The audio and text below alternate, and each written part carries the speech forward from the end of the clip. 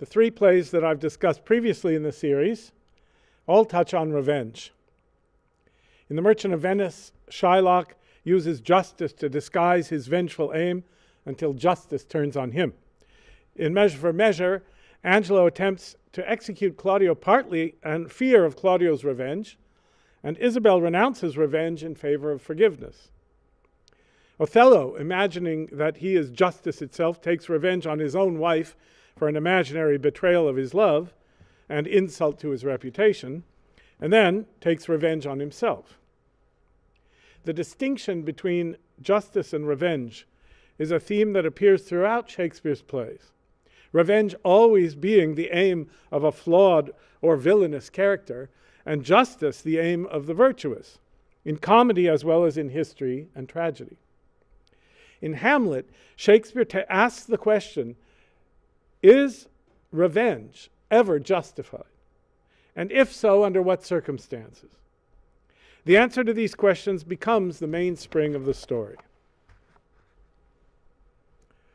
The poet and scholar J.V. Cunningham wryly observed that there is less to be said about Hamlet than has been said. His statement is true because for about 2 centuries, interpreters of the play have labored to make the play fit beliefs about reality that were not those of Shakespeare or his audience. The results have been confusion, the burdening of this great work with the misleading epithet problem play, and many unnecessary words. But what if we did not inject our own themes into the play, but instead discerned Shakespeare's? We would find no insoluble problem, but instead a work of masterful integrity, showing the same unity of thought and intention that we see in Shakespeare's other great plays. We would find the play to be not a problematic mirror of our own conflicted opinions, but an illuminating revelation of Shakespeare's singularly deep vision and of its universal implications. There would be a little more truth to be said about the play, and many fewer misguided readers and audiences. Hamlet is not a man who thinks too much to be able to act, or one who could not make up his mind, as the voiceover at the start of Laurence Olivier's film version tells us, or one who is too melancholy, or too passionate, or too rational, or too cowardly, or existentialist, or nihilistic, or in love with his mother, or conflicted about whether he is a scholar or a soldier, or clinically suicidal. Nor is Hamlet ever actually mad, though he can be melancholy, fly into a passion, play at madness, and sometimes do all three at once.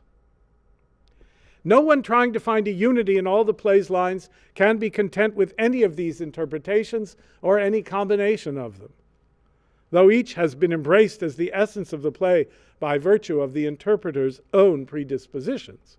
Shakespeare could not have meant any of them to be the essence of Hamlet and written the play that we have.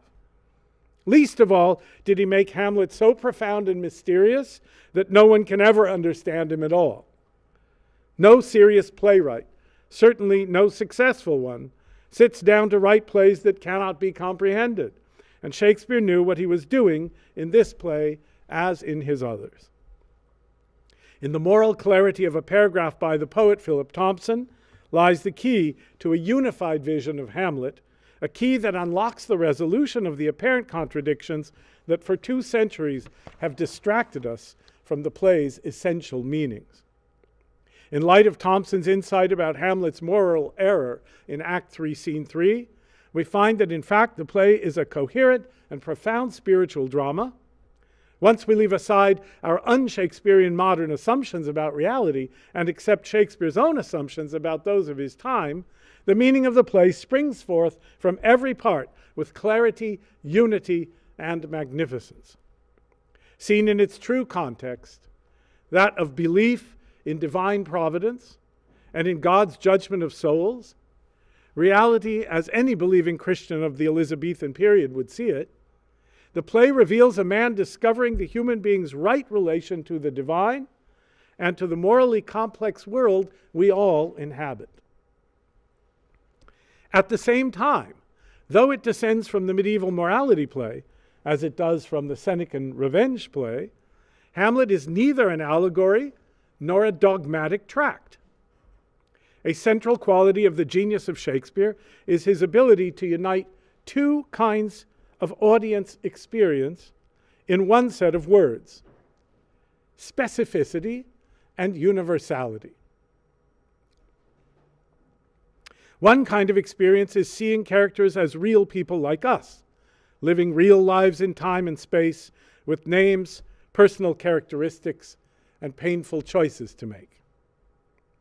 The other is seeing universal significance, the applicability of a play's insights or truths to our own and everyone else's lives.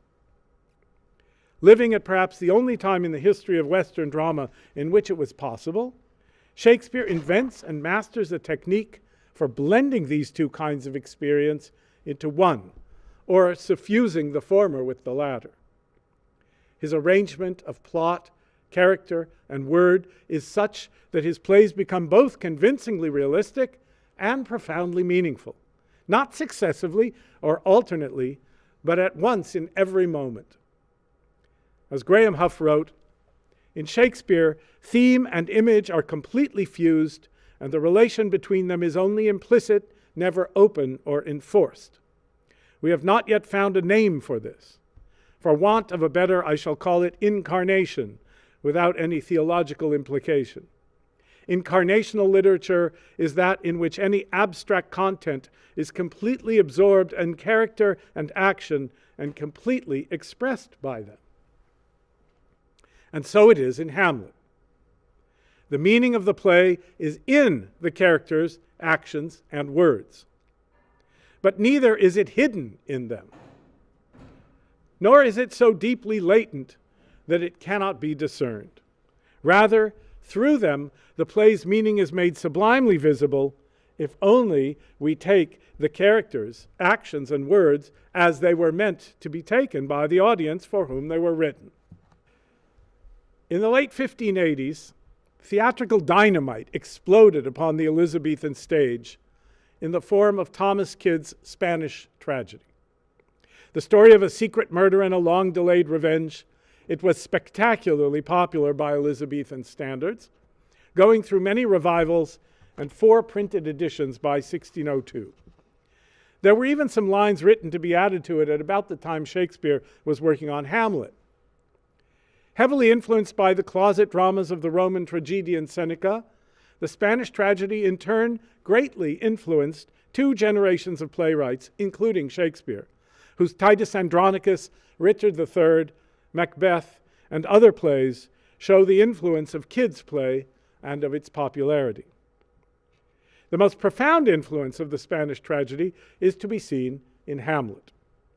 Among the many elements in the earlier play that appear in the later are a central father-son relationship, a ghost returned from the underworld seeking revenge, a play within the play, pretended madness in the Avenger, real madness in the Avenger's beloved, the wooing of a dead man's beloved, and the name Horatio. There are, of course, the usual differences that distinguish Shakespeare from predecessors and contemporaries alike. The verisimilitude, the fluidity and vitality of the verse, the subtle psychology, the complex and interrelated plot, the elaboration of foils, and above all, that wedding of realism and universality in the incarnational style mentioned above. However, in one particular respect, Shakespeare can almost be heard to be saying to his audience, if you thought the Spanish tragedy was dramatic, watch this. In Hamlet, he makes the single most radical transformation in the history of the revenge play tradition, assuring that his play would far transcend its forebears and descendants. Following the model of Seneca, Kyd had set his revenge play in the context of the classical afterlife. In Kyd's underworld, the dead cross the river Styx into Hades. They are judged by Aeacus, Minos, and Rhadamanthus. They descend to Tartarus for eternal suffering or walk pleasantly in the Elysian fields, and it is Pluto and Proserpine who return the ghost to the world to seek his revenge. In this context, taking vengeance is a self-evident value and a point of honor, and delay in effecting it is emotionally agonizing, and its accomplishment, even at the cost of the avenger's own life, is a consummation. By contrast, Shakespeare challenges himself to set Hamlet in the context of the Christian afterlife, the real and true afterlife in which Shakespeare and nearly everyone in his audience believed. At death, the soul of every human being goes to the judgment of God and reaps eternal reward in heaven, perhaps after a time in purgatory that the ghost in Hamlet refrains from describing, or punishment in hell for its choices made in life. Shakespeare took Kidd's secularized idea of revenge and Christianized it. The implications of this change in metaphysical context are enormous. The Elizabethan audience took the ancients' belief in the classical myths to be a fictional shadow of truth, an image of reality labored under by people deprived of Christian revelation. Stories unfolding in front of that metaphysical backdrop might be morally instructive, but the context itself was not to be taken for reality. By contrast, the afterlife assumed in Hamlet, being, despite conflict over details, the true one believed in by all Christians, brings home the formerly theoretical problem of revenge. In this context, vengeance is mine, I will repay, saith the Lord, must be taken utterly seriously. Hence, the central question of revenge is not upon whom or when to be revenged, but whether and how one may take revenge at all. If one is instructed to take revenge by a ghost, is that charge a commandment of God or a temptation of the devil? Can an avenger take revenge without risking the eternal damnation of his soul? The question of revenge in a Christian world is a live issue for Shakespeare's age. Francis Bacon's well-known essay on revenge, dated 1625, which, unlike Hamlet, is not explicitly Christian, contains contradictory observations on the subject. Revenge is a kind of wild justice. It pulleth the law out of office. It is a prince's part to pardon. The most tolerable sort of revenge is for those wrongs which there is no law to remedy. The delight of revenge seemeth to be not so much in doing the hurt as in making the party repent.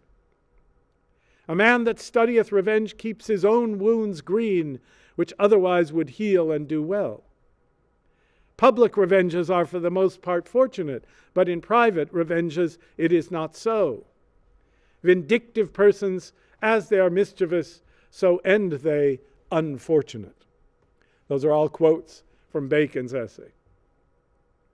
For believing Christians, the question of revenge was more pointed. How could the traditional aristocratic honor code, which commanded victims of unpunished crimes to seek revenge, be squared with revealed Christian doctrine, which proclaims that vengeance belongs only to God and commands any who desire salvation to love his enemies?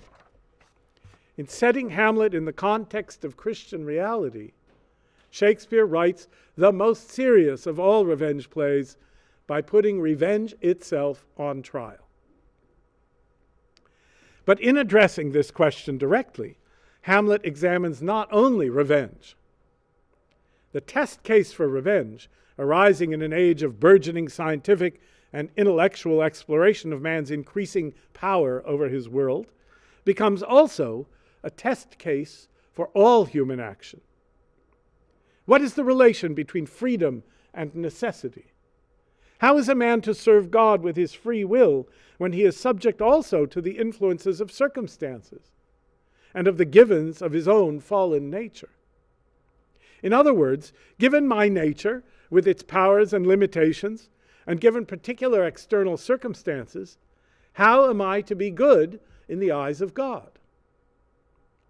This universalizing of the problem of revenge into that of the human free will, caught between worldly facts and divine commandment, transforms the play from merely the best of revenge plays into one of the most universally relevant plays ever written. The question of salvation or damnation becomes specific and crucial when the ghost of Hamlet's father instructs Hamlet to, quote, revenge his foul and most unnatural murder, and at the same time, to taint not thy mind. Hamlet is hereby confronted with two apparently insoluble dilemmas. The first is this: does the ghost come from God, bearing divine commandment, or from the devil, bearing temptation? Hamlet finds an effective method of resolving this dilemma, namely the play within the play, the murder of Gonzago. The king's reaction to the performance of this play proves that the ghost spoke truly. The second dilemma is more profound and more difficult. If the ghost is of God, how may one obey the order to take revenge when the order not to do so is also of God? Is God speaking through the ghost or through Scripture? Through personal experience or through traditional dogma? If through both, how may one fulfill the former charge without being damned for breaking the latter? How may one take revenge without tainting the mind with sin? Or, in more general terms, how is a man to harmonize his life in a particular time, place, and situation with universal principles? The resolution of this dilemma is revealed to Hamlet by the events of his life, and to us by the play in which they unfold. Parallel dilemmas exist for the other characters as well. Fortinbras must determine how to achieve honor without betraying his nation, his uncle king, and his father, whose agreement with Denmark was well ratified by law and heraldry. Laertes must choose whether to fulfill the king's will and his own desire for revenge, or forgive an enemy who has asked his pardon. Gertrude must choose between her husband's version of her future life and her son's. Ophelia must choose whether to deceive her beloved in order to obey her father. The priest must choose between church law and royal decree. Osric is comically caught between the demand of court etiquette that he take off his hat in politeness to the prince, and the apparently mad prince's own demand that he put it on. For an instant, even the rational Horatio is caught between his passion to die with his friend and his duty to live on and tell the hidden story. In Hamlet, in the guise of a revenge play, Shakespeare has taken for his real subject the whole paradoxical condition of man. How can we do the right thing when the right is not clear? When our passions and our reason move us in contrary directions? And when one wrong move arising from a mere dram of evil could land us in hell?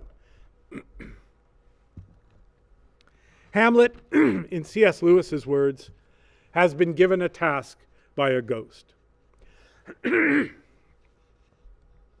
His first impulse is to sweep to my revenge. Then he has second thoughts, good ones. The ghost he has seen may indeed be a devil, as both Hamlet and his friend the rational Horatio have pointed out. Hamlet must engage in a test to see whether Claudius is in fact guilty. This, as Hamlet says, is because if the ghost is a devil in disguise and Claudius is not guilty, to kill Claudius means to risk his own, Hamlet's, damnation. Hamlet accomplishes this test with the play within the play, which proves the ghost to have told the truth. We conclude that Hamlet has been chosen by God as his instrument to execute the fratricidal, regicidal, and adulterous king. There being, in Bacon's phrase, no law to remedy the murder of the former king, Hamlet is the right and only man for the job, for two reasons. First, Hamlet is a man of intense emotion balanced by superior reason. Though he responds to external pressures with passionate outbursts, these are generally succeeded by clear rationality.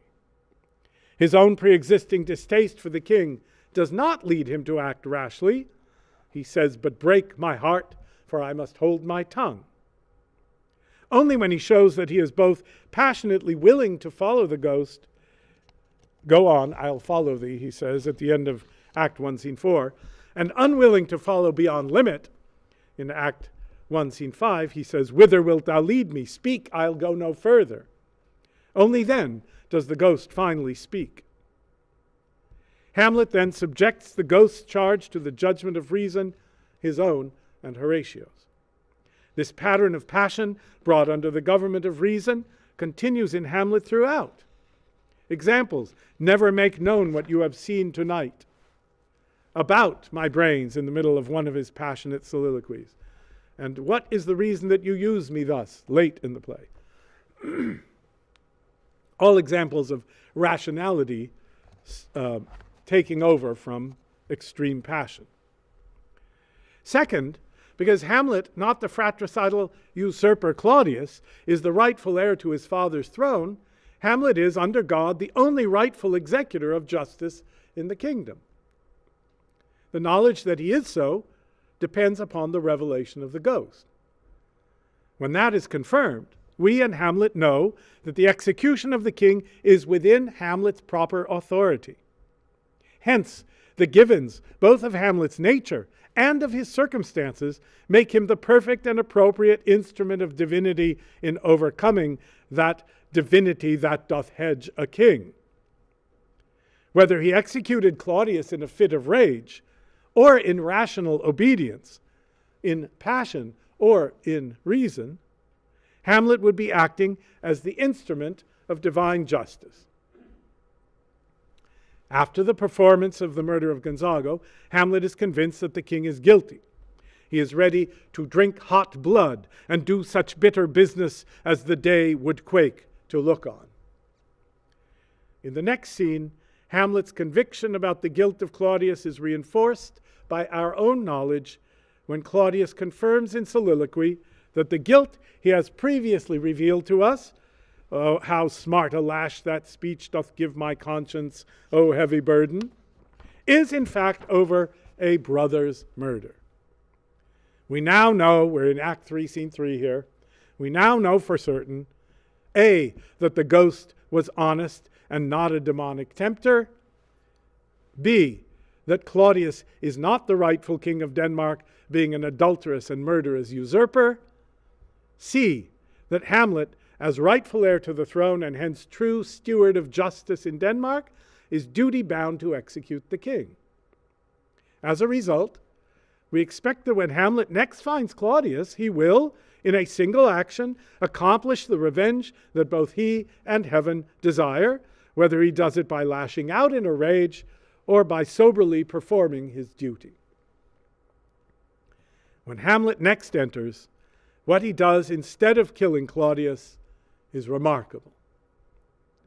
He approaches the kneeling king with drawn sword, stops, and stands doing nothing, like the painted tyrant of the first player's speech about Pyrrhus. Then, unlike Pyrrhus, he sheathes his sword and exits. Why didn't he kill the king? What has got in the way of his execution of the divinely ordained vengeance? To our eyes, Hamlet's restraint looks like mercy. But in the second of the scene's two soliloquies, our ears hear otherwise. We hear Hamlet's inner thoughts, and they reveal a will most incorrect to heaven. Just so you're with me, I'm going to read these speeches.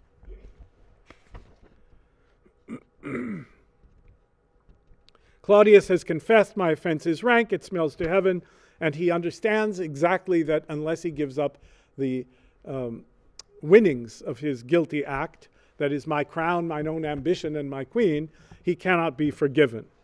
So he ends his soliloquy asking, what rests? Try what repentance can, what can it not? Yet one can it when one cannot repent. O wretched state, O bosom black as death, O limed soul that struggling to be free art more engaged. Help, angel, make assay, bow stubborn knees, and heart with strings of steel, be soft as sinews of the newborn babe. All may be well. And then he kneels in prayer. And of course, Nobody but the audience has heard this speech. Hamlet has not heard it. Hamlet then enters. He sees Claudius praying. He comes in behind him. And he says thus, "Now might I do it, Pat. Now he is a-praying. And now I'll do it. And so he goes to heaven. And so am I revenged." That would be scanned. Scanned like a verse. That would be examined. That needs to be looked into.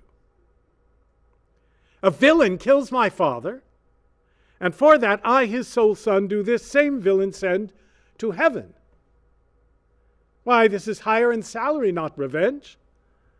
He took my father grossly, full of bread, with all his crimes broad blown as flush as May. And how his, meaning Claudius's, how his audit stands, who knows save heaven? But in our circumstance and course of thought, 'tis heavy with him. And am I then revenged to take him in the purging of his soul, when he is fit and seasoned for his passage? No. Up, sword, and know thou a more horrid hent, when he is drunk asleep, or in his rage, or in the incestuous pleasure of his bed, at game a swearing, or about some act that has no relish of salvation in it, then trip him, that his heels may kick at heaven, and that his soul may be as damned and black as hell, whereto it goes. My mother stays, this physic but prolongs thy sickly days. He puts up his sword, he walks out, and then Claudius rises from his knees and says, "My words fly up, my thoughts remain below. Words without thoughts never to heaven go."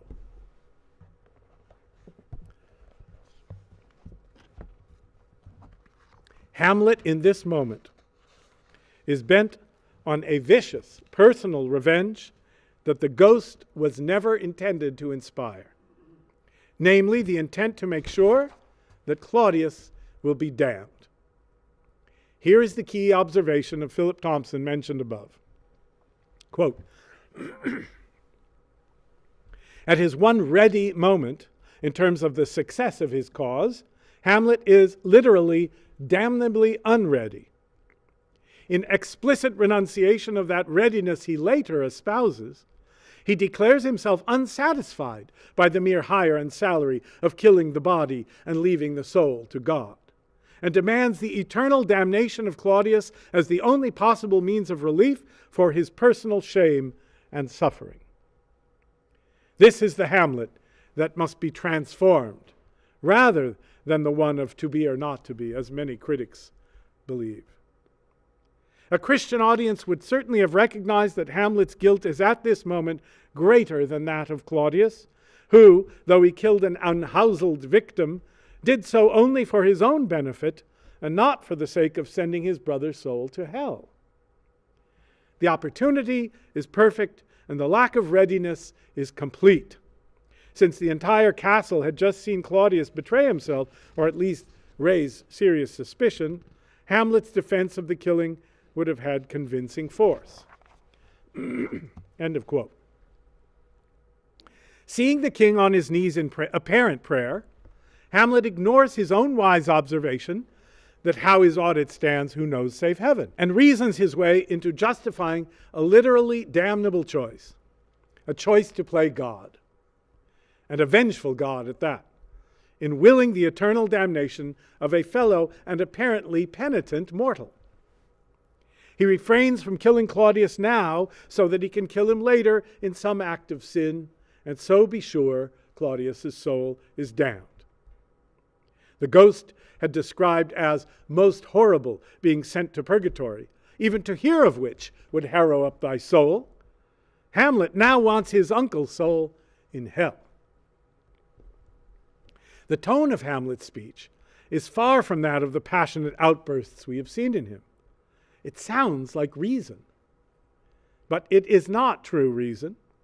It is reason pandering will, the very sin of which Hamlet will accuse his mother in the next scene.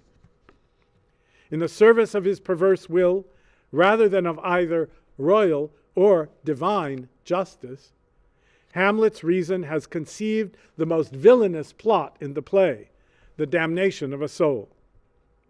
Polonius had advised Laertes, "This above all, to thine own self be true, and it must follow as the night the day, thou canst not then be false to any man." Here, Hamlet, being false to himself, has failed himself, Denmark, and God, and has put his own soul in jeopardy of damnation. It is important to note that Hamlet's decision here is not a result of cowardice, or too much thought, or uncertainty about his role in life, or humane kindness, or anything else but what he says it is. In the theater, there is no time to come up with our own explanations for characters' actions. Nor does Shakespeare assume in his audience a Freudian awareness of unconscious ulterior motives. Shakespearean drama works by telling us what we are to think as we are to think it. In particular, the meaning of any soliloquy depends upon our accepting the convention by which the speaker is assumed to be telling the truth about his inner life as he sees it. If we do not take Hamlet at his word, if we assume he is rationalizing the postponement of a deed he resists doing for other unstated reasons, we open the play up to an infinity of interpretations that rush in to fill the void that we have invented, and no conclusion is possible. If we do take Hamlet at his word, everything else in the play falls into place. Unified meaning is the result, and the epithet problem play dissolves. Hamlet's words express his mind, but he is wrong about Claudius's spiritual state, as is dramatized by the terrible irony of the final couplet of the scene, which completes the soliloquy of Claudius that silent prayer and Hamlet's soliloquy have interrupted. My words fly up, my thoughts remain below. Words without thoughts never to heaven go.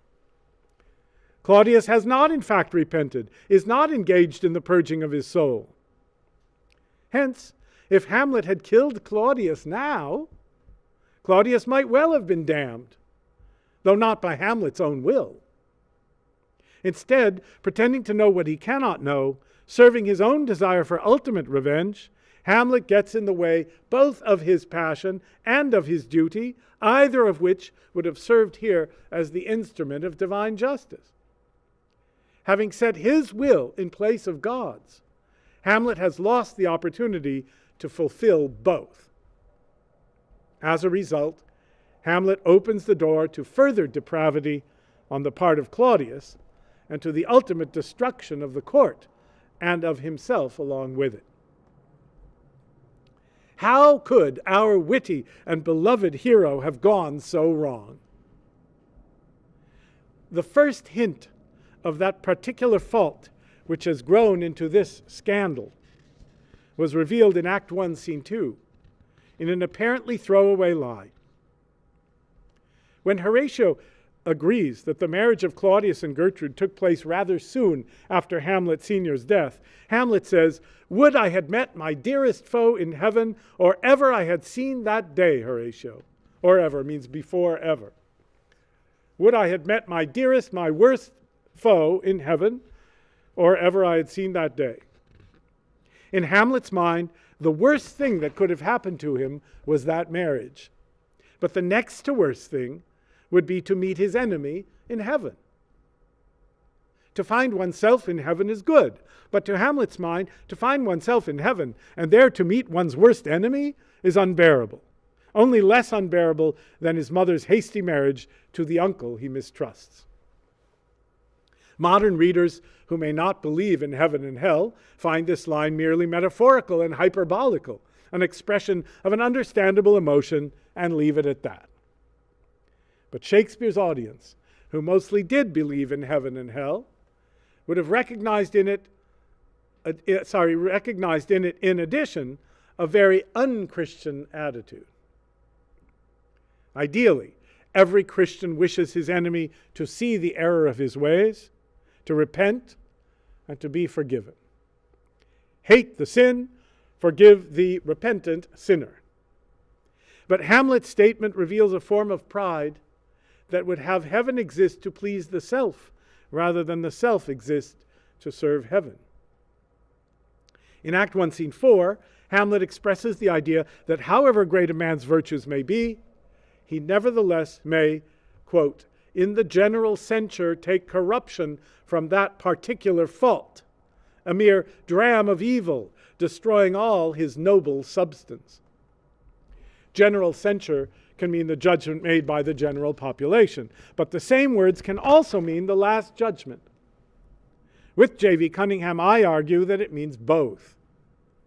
In the eyes of the public, the good reputation of a generally good man, like that of a nation, might be ruined for a single fault. Equally, for a single unrepented fault, a good man, for all we know, might be damned. Hamlet's tendency to think of the heavenly salvation of his enemy in a negative light is his own dram of evil.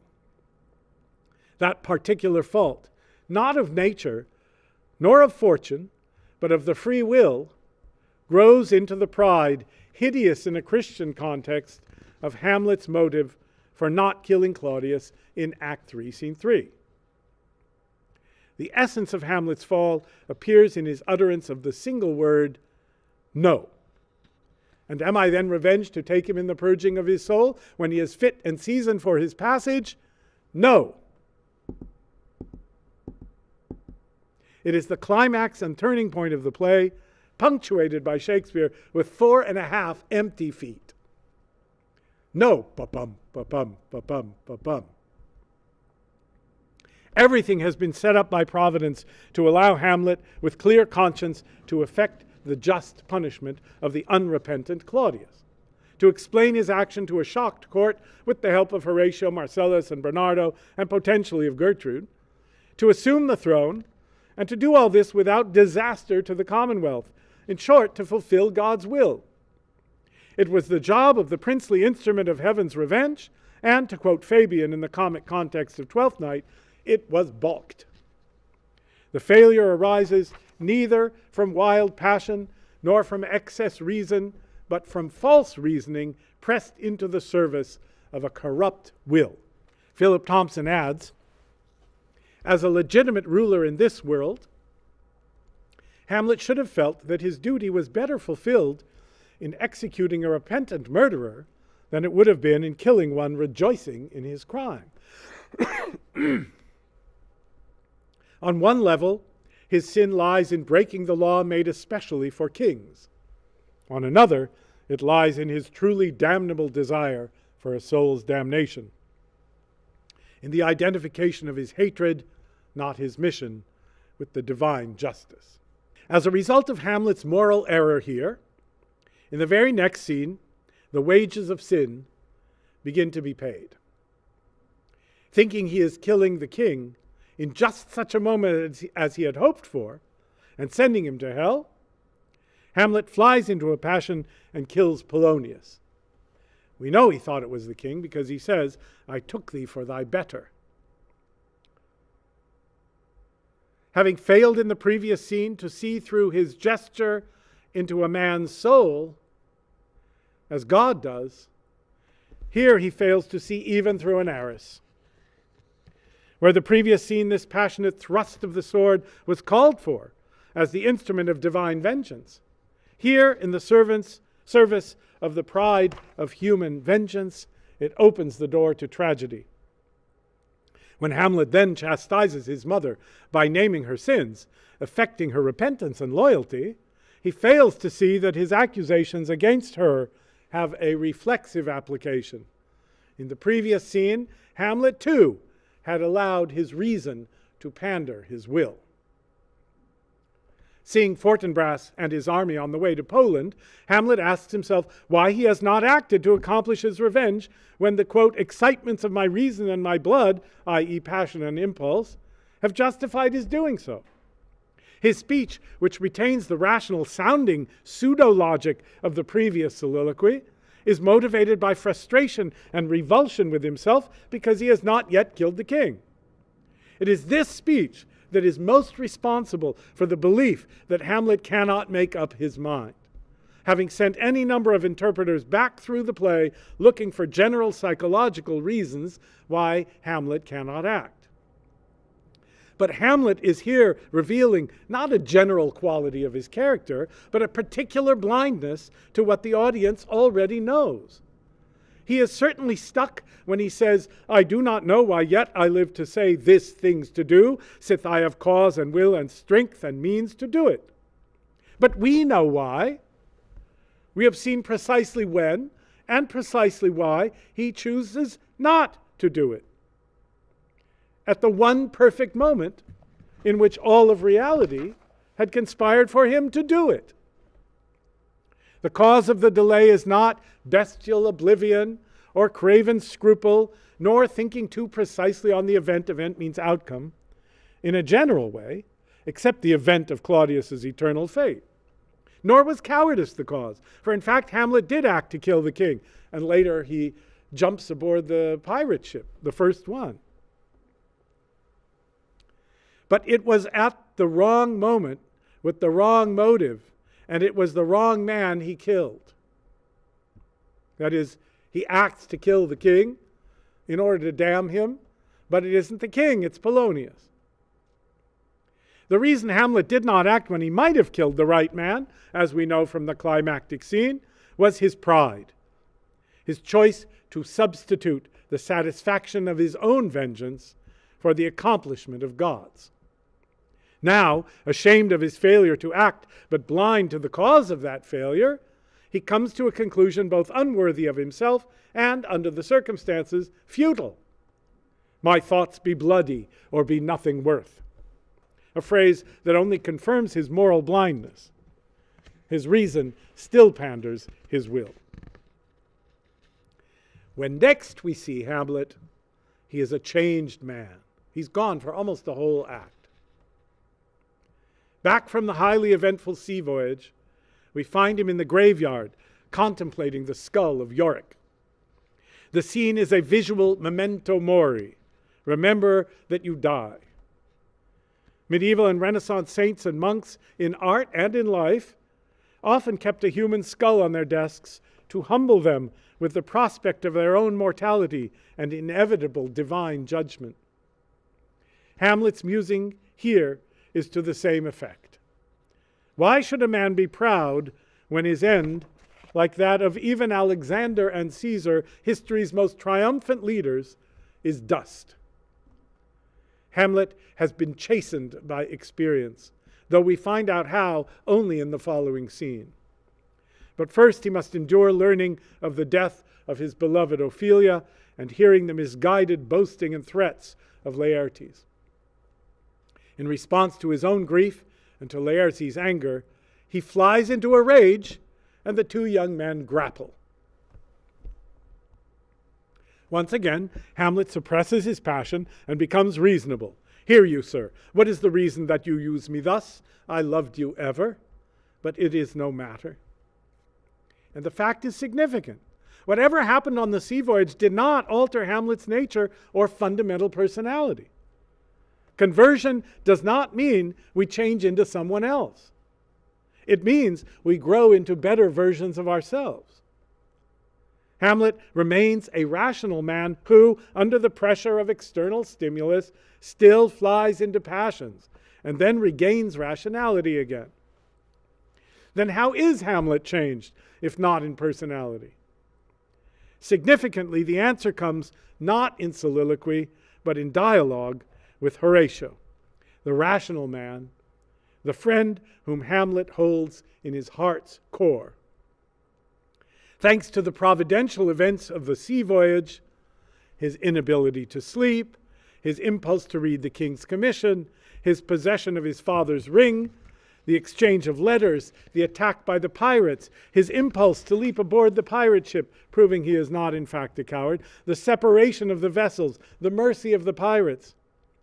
Hamlet has learned that, quote, "there's a divinity that shapes our ends, rough hew them how we will," and that even human rashness may be put to use by it.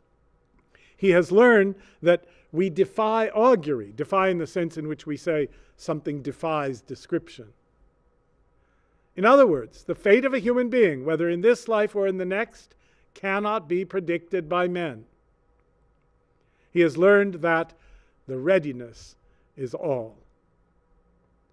Our wills are to be used to make us ready for the divine shaping in which we may trust, for even the fall of a sparrow is providential. How much more so is the appearance of a ghost or of pirates? The readiness to die, to be like the sparrow, to leave the judging of souls to God, is all. Hamlet has learned to, quote, let be. Let be, Cunningham argued, means drop the subject, people are coming. This is true. But it also means let be what will be. Outcomes, events are not in our hands. As so often in moments pregnant with spiritual import, Shakespeare here unites two worlds of meaning in a single phrase of two monosyllables.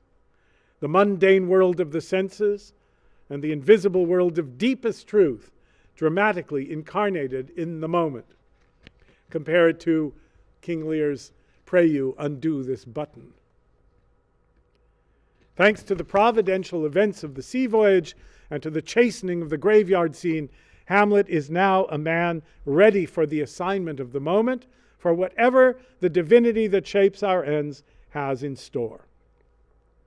In the final scene, though for the sake of the court, Hamlet maintains the fiction that it was because of madness that he killed Polonius, we know, because we have heard his words of humility spoken to Horatio, that his penitence expressed to Laertes is real.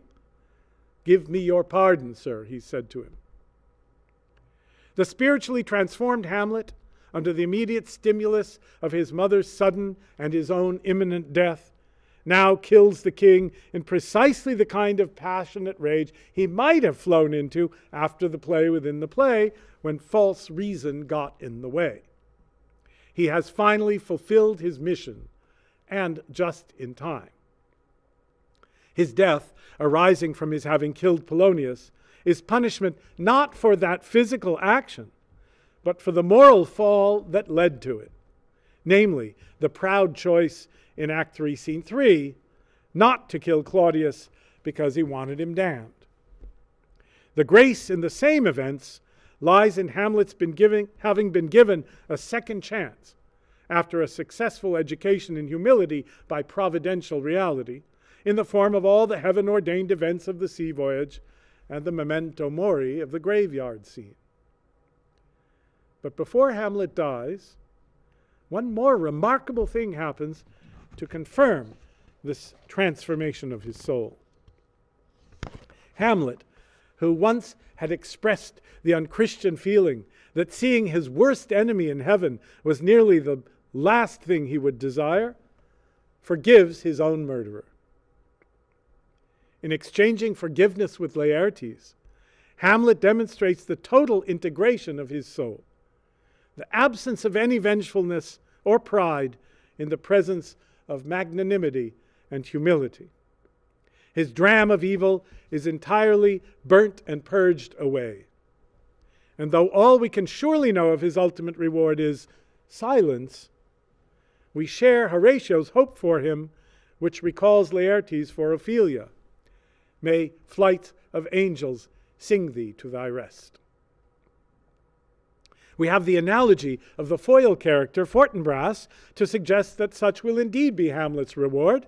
Fortinbras is also given a second chance to serve rightly.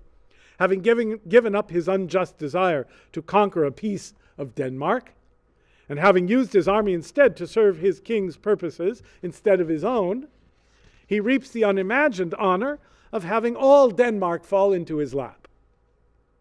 Analogously, Hamlet, having renounced his will in favor of God's, inherits the unimaginable kingdom of heaven. At the beginning of the play, in answer to Marcellus's famous line, "Something is rotten in the state of Denmark," Horatio says a line far more important, though less often quoted. "Heaven will direct it." At the end of the play, Hamlet himself, in retelling his adventures to Horatio, says about the seal ring in his possession Why, even in that was heaven ordinant. He sees at last that all his choices have been woven into the fabric of reality according to a will not his own. At his death, we see that he has been preserved alive long enough and given just those experiences necessary to enter that silence with a will altogether reformed and at last correct to heaven. Thus has Providence accomplished in the realm of the soul what Polonius only imagined he could accomplish in the realm of politics. Polonius says to Rinaldo, "Thus do we of wisdom and of reach, with windlasses and with assays of bias, by indirections find directions out." His proud imaginary control of political reality is a foil for Hamlet's proud imaginary control of spiritual reality. But the indirections he mentions are evident not only in the machinations of men, of Fortinbras in seeking to regain his father's lost honor, of Claudius in taking the throne and later plotting against Hamlet, of Polonius in analyzing Hamlet's madness, of Hamlet in seeking revenge through pretended madness and the play within the play, of Rosencrantz and Guildenstern seeking to pluck out the heart of Hamlet's mystery, of Laertes in plotting Hamlet's death, and so on. Indirections are also apparent in the operations of Providence itself. Through madness, Ophelia's injured innocence finds voice. Through Hamlet's mediation between Gertrude and her fighting soul, her own repentance is effected. Most centrally, when Hamlet fails to perform his proper role in Act 3, Scene 3, heaven is ordinant in providing sleeplessness and rashness in him, the possession of the king's seal ring, a pirate ship peopled by thieves of mercy, the death of Ophelia, the exchange of weapons in the fencing bout, and all the other events that get Hamlet back into position to fulfill his calling. Though the deepest plots of wiser men than Polonius do pall, shaping divinity with wisdom and reach that are infallible, by indirections finds directions out. The ghost's charge is the fundamental imperative of the play. But the play's philosophical heart is Hamlet's imperatives to the players. I think I'm going to read you this speech.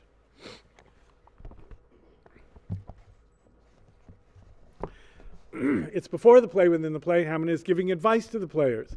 Everybody in the acting world takes this as very good advice for actors, and that's absolutely true, it is.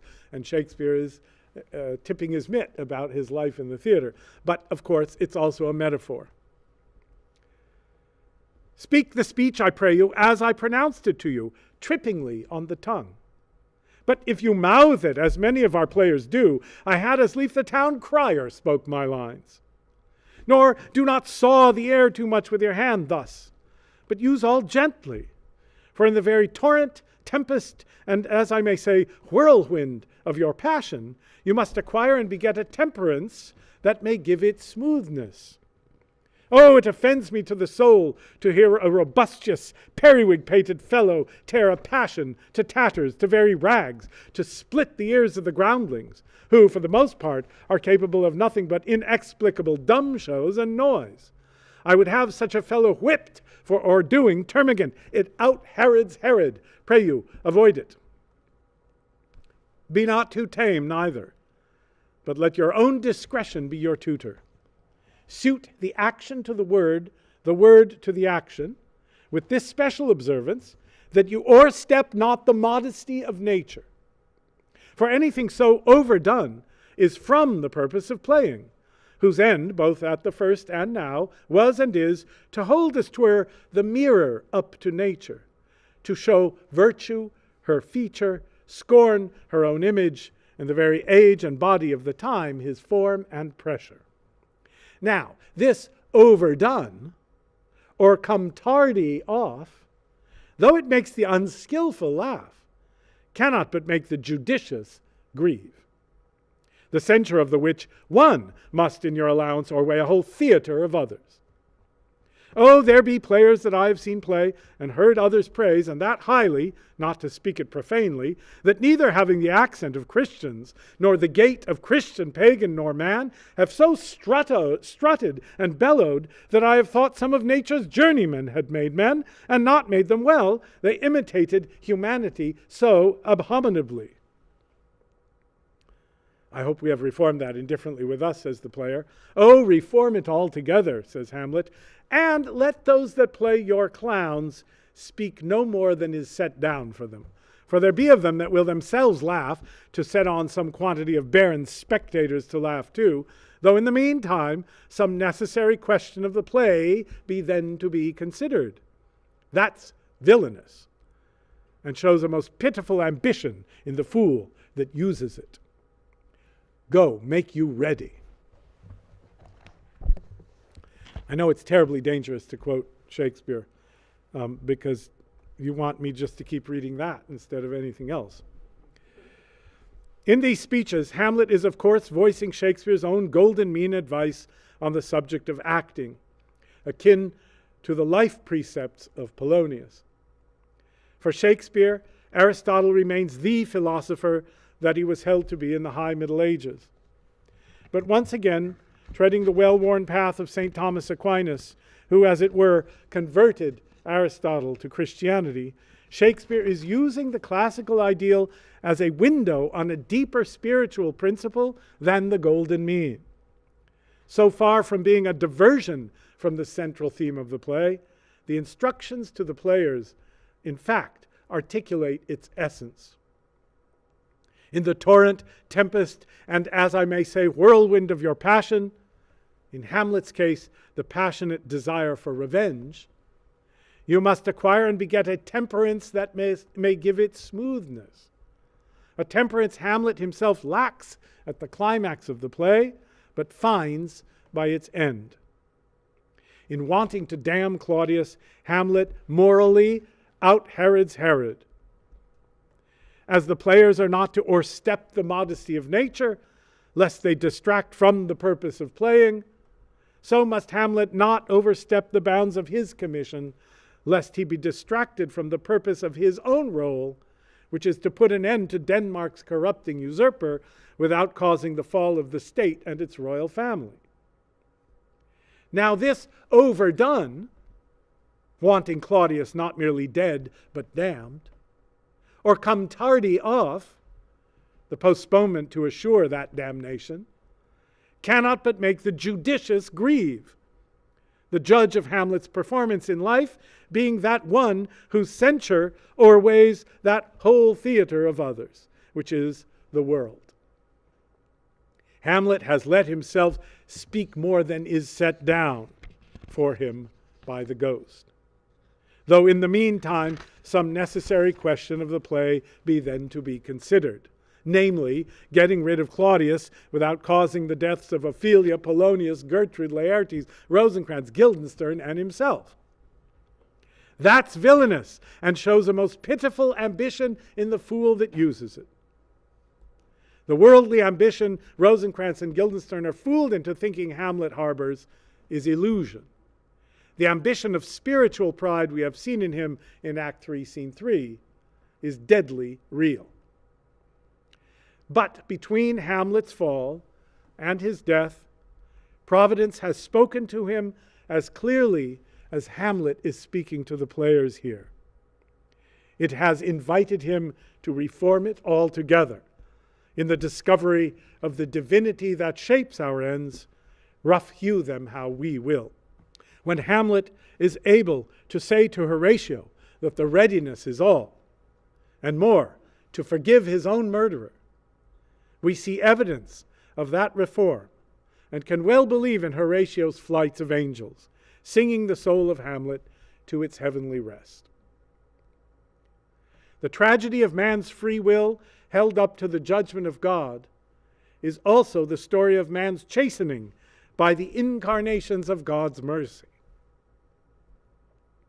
As the players have been instructed by him, so is Hamlet instructed by ordinate heaven. Hamlet's last imperative to the players, "Go make you ready," is the play's imperative to us all, for the readiness is all. Thank you very much.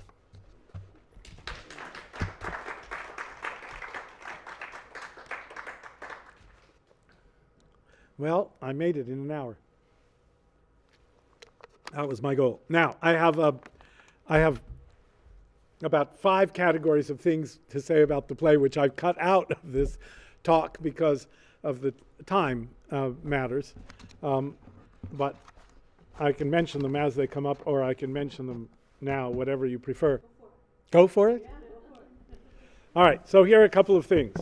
Number one, people blame Hamlet for being, what's the word I'm looking for? For being remorseless about the deaths of Rosencrantz and Guildenstern. Horatio says, so Rosencrantz and Guildenstern go to it when he tells them about the exchange document, the document which will now put the bears to death. And then there's the sea voyage, the pirate experience, which gets Hamlet back to Denmark. Rosencrantz and Guildenstern go to their death. They are not near my conscience, says Hamlet. So my argument is simply that when Hamlet wrote Put the Bears to Death, he did not know that Rosencrantz and Guildenstern, or whether they were in on the plan to kill him. He very well could have assumed that he was going to England to be killed, as the king's letter said, and that Rosencrantz and Guildenstern were trying to have him killed, serving Claudius. And he didn't know that the next day there were going to be pirates and that the ships would come together and then drift apart and that he'd be caught on the pirate ship and taken back to Denmark. He thought he was going to England. So that's why they're not near my conscience. That's why there's a divinity that's shaping our ends, refuge them how we will. Rosencrantz and Guildenstern made love to this employment, he says, because they are betraying their friend to serve this corrupt king. And though they don't know that the king is corrupt, nonetheless, it's dangerous to get between two mighty opposites. Pattern in the soliloquies. So I'm not going to elaborate this too much, but in the soliloquies throughout the play, there's this pattern of Hamlet flying into a passion and then becoming reasonable. I quoted you some examples of that. And he does that all through the play, flies into a passion, then he becomes reasonable. There are a couple places where that pattern is slightly altered. In the to be or not to be soliloquy, there's no passion at all. It's all pure reason. And it's a medieval quaestio, a question. Is it better to be alive or be dead? And the answer is, it's better to be dead, except that you don't know what happens after death. And if you do something damnable that gets you dead, you might be damned.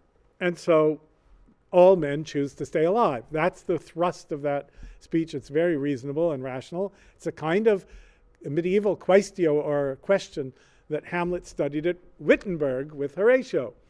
The rector of the college would set a question in the morning, very deep and huge philosophical question, and sometimes very daring, like, does God exist? Or is virtue worthwhile? Or is it better to be alive or dead? And then the boys in the college would argue it all day in the course of their other studies. And at the end of the day, the rector would give a lecture giving the answer. So when Hamlet asks the question, that is the question, to be or not to be, that is the question, he's setting himself this intellectual problem. And it's very dispassionate. Philip Thompson calls it Renaissance graduate student.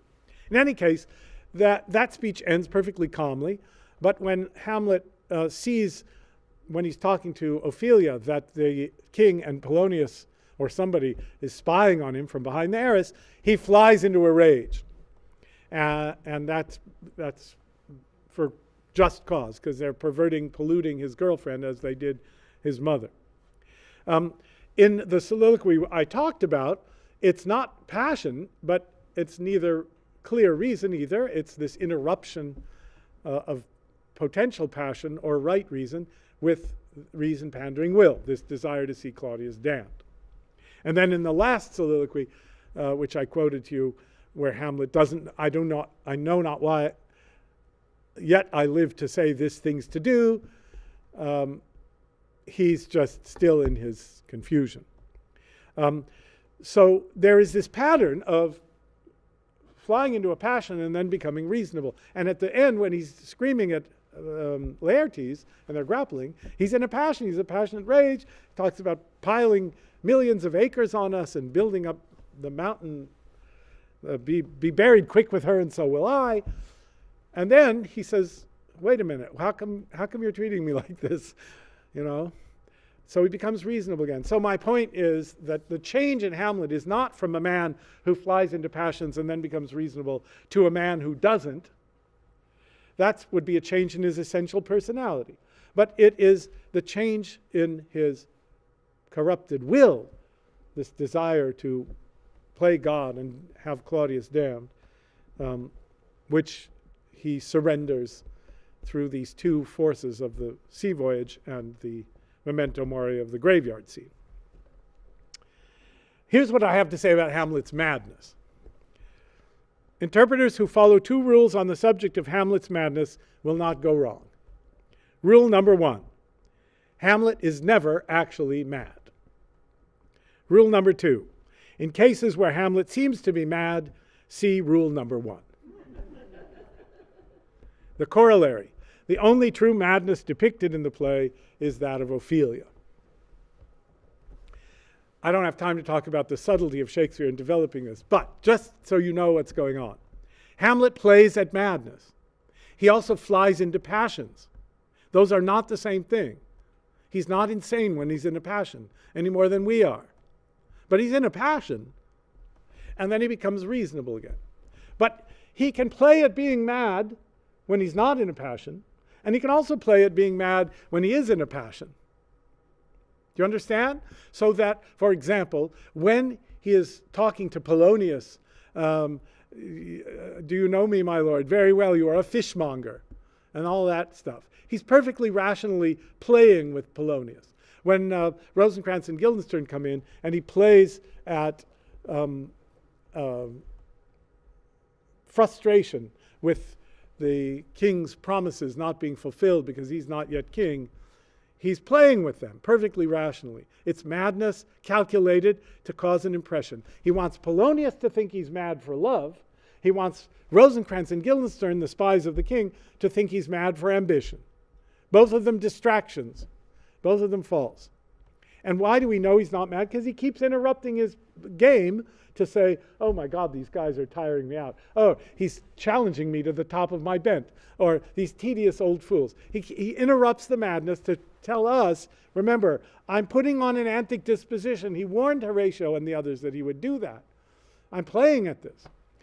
But, of course, when he sees them hiding behind the arras with Ophelia as the decoy, as this kind of, the bait for him, he has to continue playing at madness, but he flies into a rage. And he's in a rage playing at madness. So he's playing at the madness of thwarted sexuality and of maniacal pseudo-chastity and telling her to get thee to a nunnery. But he really means it in a sense because she's not safe. Because she's not safe in the presence of these manipulative men, the king and Polonius. So there, it sounds like madness, but it's not madness. And even the king says it doesn't sound exactly like madness. It doesn't sound like love madness, but he's imitating that, and he's also in a rage. He's never mad. And the proof is Ophelia. She is mad. And when she talks, her madness, she doesn't break out of it and say, they're testing me really, intensely here. Or, boy, they're really falling for this one. She doesn't do that. She really is legitimately bonkers. Why? Her father told her to dump her boyfriend. Her boyfriend goes crazy because she did that. That's what she thinks. And her boyfriend then kills her father. And her brother's gone. So she can't take this. She did what her father said, and it led to the madness of her lover and the death of her father. And so she is broken by that picture of reality. It's not a true picture because Hamlet, A, was never mad, and B, when he was pretending to be mad to her, he was pretending to be mad for love to get the message to the king that he was mad, and Polonius bought it and fell for it. and then overreacted by having, earlier had overreacted by having her dump him totally, and then overreacted in imagining that he knew why Hamlet was mad. So poor Ophelia really is broken, and she does go mad. The contradiction is too hard to bear. And at the end, when she dies, there are two debates over her fate. The two gravediggers comically debate whether she's in hell or heaven, damned for suicide or not. And Laertes and the priest debate it. The priest says, no, she shouldn't be in consecrated ground. She killed herself, that's bad. And Laertes says, my sister will be an angel when you lie howling in hell. And the point of the argument is we don't know the answer. We don't know whether Ophelia is saved or damned. We cannot know, because we cannot know what was in her will when she drowned. Did she mean to do it or not? But we do know about Claudius's will because of the soliloquy. And we do know about Hamlet's will because of the soliloquy in Act 3, Scene 3. All right, next thing, imperatives. The whole play, I'm not going to list them, is filled with thousands of imperatives. Somebody telling someone else to do something. And it's always do it in a certain way, and don't overdo it. So the philosophical center of that I just read to you is the passage to the players, right? Don't overact, don't underact. The ghost's imperative to Hamlet: revenge my foul and most unnatural murder, but taint not thy mind. The king says, we here dispatch you, good Cornelius, and you Voltimand, for bearers of this greeting to old Norway, giving you no further personal power to business with the king, more than the scope of these delated articles allow. In other words, take this message to the king and don't go beyond what I'm giving you to do. And of course, Polonius is all his advice to Laertes, ending with, this above all to thine own self be true, and it must follow as the night the day, thou canst not then be false to any man. Do it a certain way, don't overdo it. Those imperatives run throughout the play. The play begins with a question, who's there? And that opens the whole door to identity. And the answer, nay, stand and unfold yourself. Imperative. The last words of the play are go bid the soldiers shoot, Fortinbras says. So the play is just riddled with people telling other people what to do.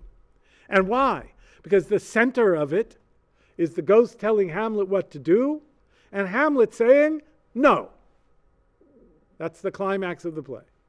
No. And then, of course, he gets it right at the end, and he says, okay, the readiness is all. And in the end, he says yes, not by saying it, but by doing it. And then by forgiving Laertes. Finally, I could talk for hours about foils. Everybody's a foil for everybody else in a great Shakespeare play, and in this play, as much as in any. So Fortinbras, Laertes, Horatio, Pyrrhus, Osric, the player, the queen, the king, everybody is a foil for the Hamlet situation. Everybody is in a situation where they think they can control what they cannot control, and they either get it right or they get it wrong. Laertes overdoes the vengeance. Fortinbras, as I said, tries to go on his own and gets recalled, obeys, then takes his soldiers in obedience to the king to Poland, wins in Poland, comes back, gets Denmark. Horatio gets it wrong only at the last minute. Only in his passion at the end does he want to be dead. I'm more an antique Roman than a Dane. Here's yet some liquor left. He's about to drink the poison himself, and Hamlet stops him and says, no, here's my last imperative to you. Stay alive and tell my story. And he does. He agrees to do it. And of course, the comical version, Osric with the hat. It took me 30 years to figure out what the heck was going on with that hat. Hamlet's, we're at almost the peak of the drama, and here's Shakespeare making fun of Osric by Hamlet saying, put your hat on. And Osric saying, oh, please, don't make me do it. It's too hot. And I finally realize that Osric is Hamlet, and Hamlet is the ghost. So Hamlet's saying to Osric, why does one put a hat on or take a hat off in the presence of the prince? To show respect. That's tradition. That's like, vengeance is mine, saith the Lord. And here comes the actual prince saying, put your hat on in my presence. And that's like the ghost saying, revenge my foul murder.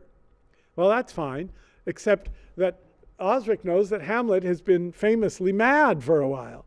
So when he tells him to put his hat on, it must be crazy. And why would I go against every tradition putting my hat on because I'm asked to do it by an insane prince? But what we know is, of course, that Hamlet is not insane at all, and that Osric, the whole point is respect, and he's disrespecting him by not putting his hat on.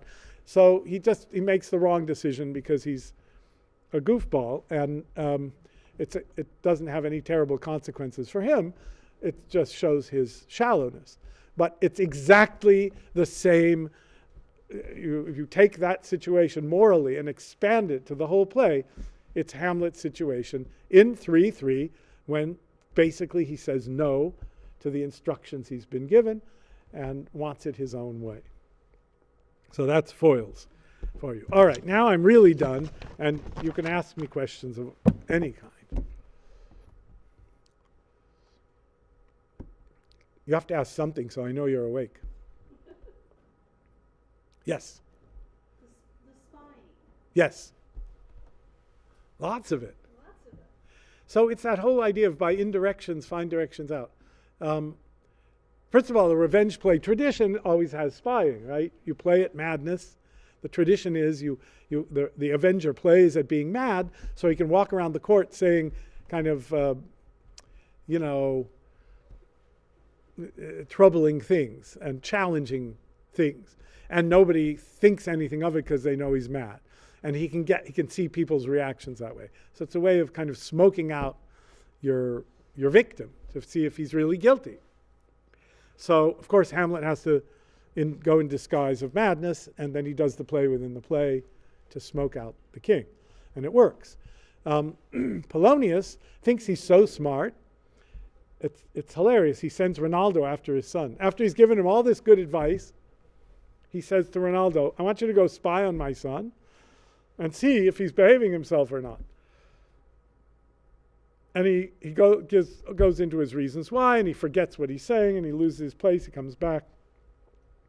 Thus he says, of wisdom and of reach by indirections find directions out. So we get to the truth, we, smart guys, get to the truth by this kind of serpentine path. Okay, but then he says to Rinaldo, after he's given him all this instruction on how to spy on, Rinaldo's supposed to go to somebody and say, I don't really know Laertes, but if it's the one I mean, he's sort of addicted so-and-so, in order to see what the other guy will say. Oh yeah, I've seen him go into brothels, or no, I've never seen him go into a brothel, and then he'll know. And then Polonius says to Rinaldo, check him out yourself too. Look after, see him in your own person. Well, so it's hilarious, because why doesn't he just go look for himself instead of avoiding all this stuff? It's because Polonius is so proud of his own wisdom or reach or intelligence. And it's repeated everywhere. It's the grave diggers are pretending to know more than they know. They're pretending to reason. An act has three parts. It is to act, to do, and to perform. And he thinks he's dividing it into three parts, and all he's doing is giving synonyms because he thinks he's so smart. But of course, there's an underlying significance in the debate. And of course, ultimately, Shakespeare is by indirections finding directions out. He's writing a play. He's telling us a fiction. It's a story. It's set in a far place in an old time, not such an old time, but an earlier time. And it's all made up. And yet out of it comes the essential direction that our lives are to take if we are going to get through life rightly in the universe conceived of by the Christian tradition. So the artist too, the player, is by indirections finding directions out. What other disguises did you have in mind? Let's think. Rosencrantz and Guildenstern are pretending not to be spies, asking Hamlet, what's going on with you? And he doesn't trust them. He knows they've been put up to it by the king and queen. So he plays with them too. And by the way, when he says to them, play upon this pipe, and they say, like, I don't know how. Please, no, I don't know how. I beg you, I don't know how. So he says, do you think I am easier to be played on than a pipe? You would seem to know my stops. You would pluck out the heart of my mystery. And they never succeed in doing that. When he says that you would pluck out the heart of my mystery, this gives to the modern interpreters carte blanche to go on and on for a century and a half, telling us that Hamlet is so mysterious and we'll never pluck out the heart of his mystery, blah, blah, blah. And J.V. Cunningham was so great in knocking this into a cocked hat, because he pointed out that the word mystery, as it's used there, has two sources for its derivation. One is mysterium from Greek, which means mystery, what we mean by it. And the other is ministerium, which means ministry or service, and in our terms, profession or business. You would pluck out the heart of my mystery means you would try to figure out what I'm up to. What's my job? He's not going to tell them that he's been given a job by a ghost to kill the king. But that's his mystery. That is his ministerium. And he betrays it in 3:3, and he achieves it at the end. And to the extent that he is a mystery to them, it is mystery in the sense that we mean by mystery. But to us, it is not a mystery. We get it because Shakespeare is revealing it to us, and that's the point of the play. Shakespeare's intention is not to hide Hamlet's essence from us. Otherwise, why write a play? His point is to reveal it to us, and we get it, although Rosencrantz and Guildenstern don't. So, yes, it runs through the play. Yes? So have there been other times in history when there was a different kind of idea about Hamlet? Yeah, I mean, there, in the 20s and 30s, Hamlet, it was all about Freud. It was all about a Freudian interpretation. Everybody was giving us Freudian Hamlet. He's in love with his mother. When he goes to talk to her in her closet, which means her private rooms, her enclosed rooms, there's a bed there. He throws her on the bed. He jumps on top of her on the bed. Olivier does this. This is all based on, what's his name's biography of Freud, in which he applies Freudian ideas to Hamlet. And you had 30 years, well, it went on much longer, but it was kind of the main fashion for a very long time. And it was totally herd mentality because, if all you've got is a hammer, everything looks like a nail, right? So if all you've got is Freudianism, Shakespeare's a Freudian because you're not going to give up on Shakespeare. He's great. Everybody assumes that. Okay, so then you had the kind of Samuel Beckett Hamlet, the Waiting for Godot Hamlet, where nothing really means anything and it's all an illusion. Hamlet's great, beautiful speech, man delights not me, what is this pestilent congregation of vapors, the world? It doesn't mean anything to me. Well, he's saying that to Rosencrantz and Guildenstern for a reason, and there is an emotion under it, but Hamlet is not telling us that everything means nothing, or the whole rest of the play would be nugatory and mean nothing. But everybody wants to think that. So whenever Hamlet says anything, the first impulse in that crowd is, that's not what he really means. I mean, that was also Freudian. That's not what he really means. What he really means is underneath that, it's unconscious. And so what he really means is, and then they go at it, and it can be anything. And then, I mean, it's gone into deep, dark corners. There was a whole book and several other people following it who were convinced that Shakespeare meant us to understand that Hamlet was really a woman. And the argument for that is beyond me. I don't know what they said because. But the most common idea in our time is that he is a man who thinks too much. He's too rational. He just sits around thinking and he never acts. And in order to say this as the bottom line, you have to ignore the play. Because, of course, number one, he doesn't act in the first half of the play for reasons that he tells us. The ghost might be a devil, and it might be damnable to act and kill the king. So he's going to try to find out if the king is guilty. He does find that out, and Act 3, Scene 2 in the play within the play. It's that moment that he doesn't kill the king, and he tells us why. Because he wants him damned. He doesn't want to kill him when he's praying and maybe repentant. And in the next scene, he acts.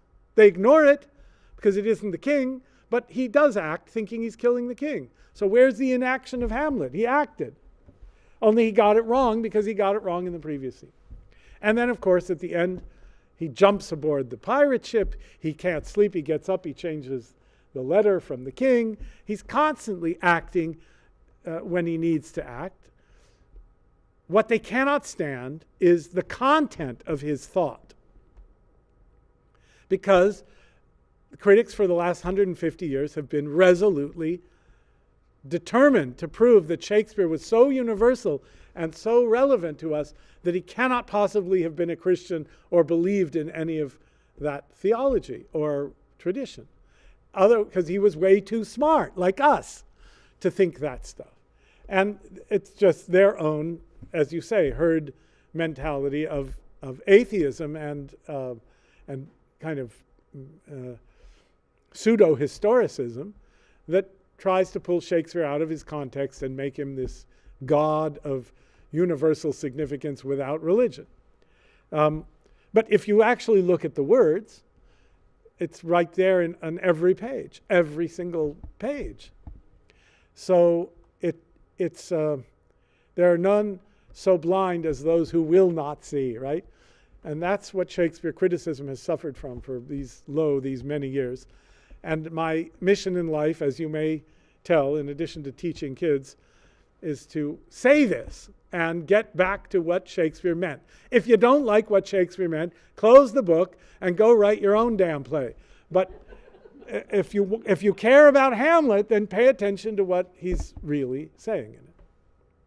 Well, you gave me a big grandstand, so now I'm done. Other questions?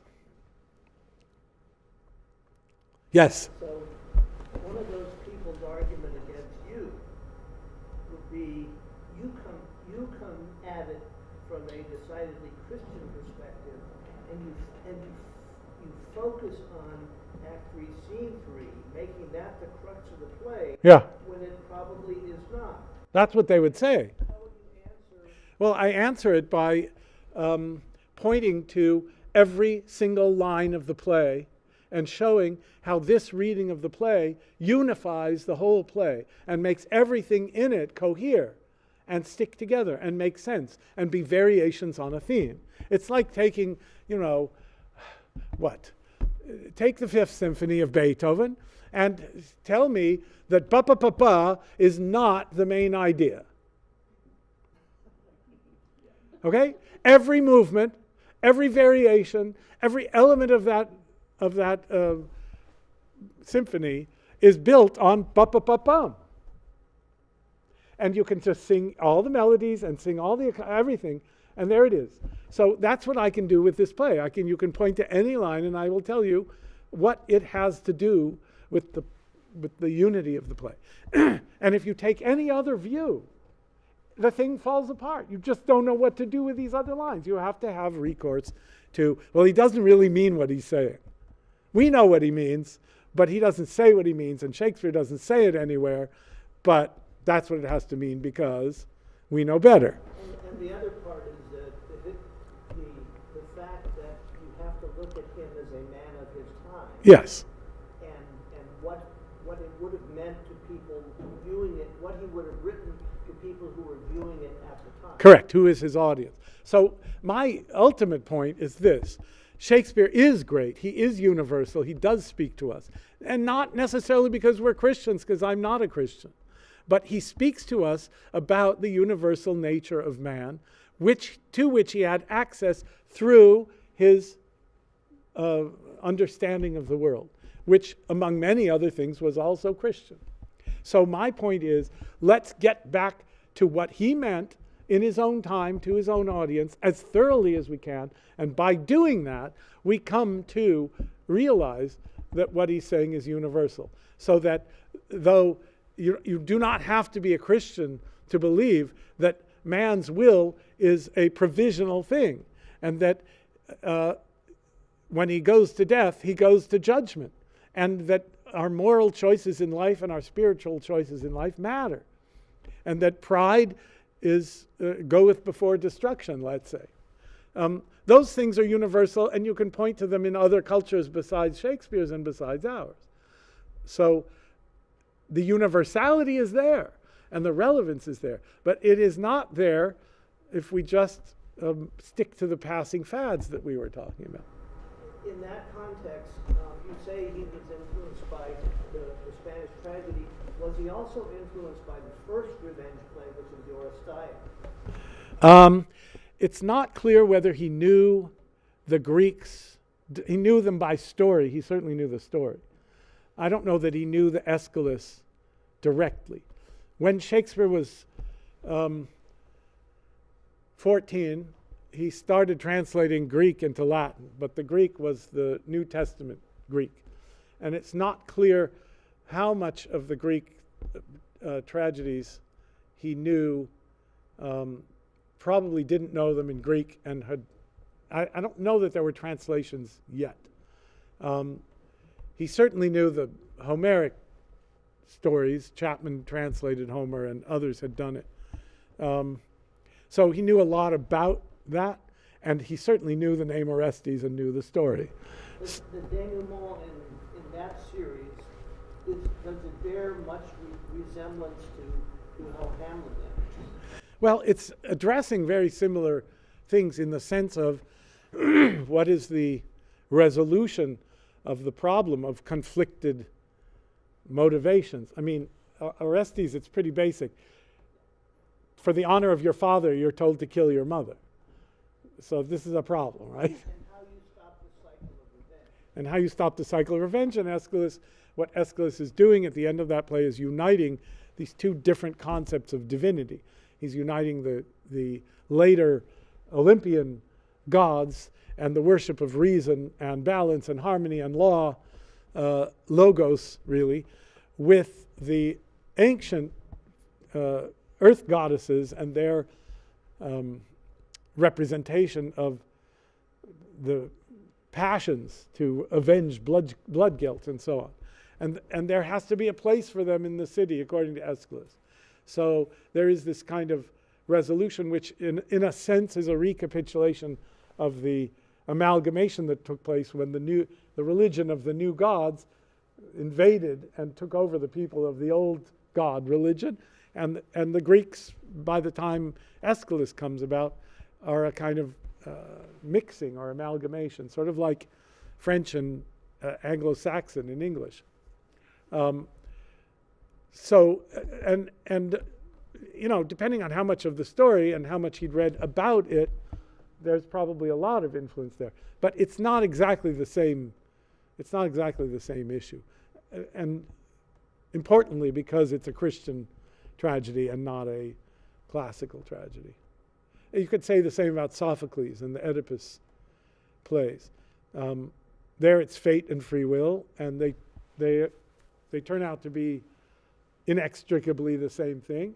Shakespeare's doing the same thing at I would say, a higher level when he says there's a divinity that shapes our ends, rough hew them how we will. It's this, what is the relation between the individual human will and the divine will? It's a mystery. But you can maybe express it in a metaphor in the middle of a play that expresses it as a play.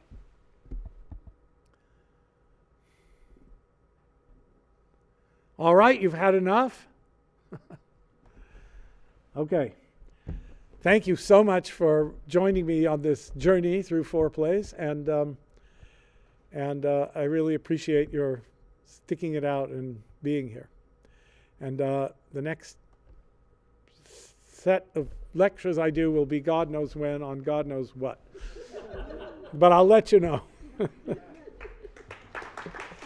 Thank you.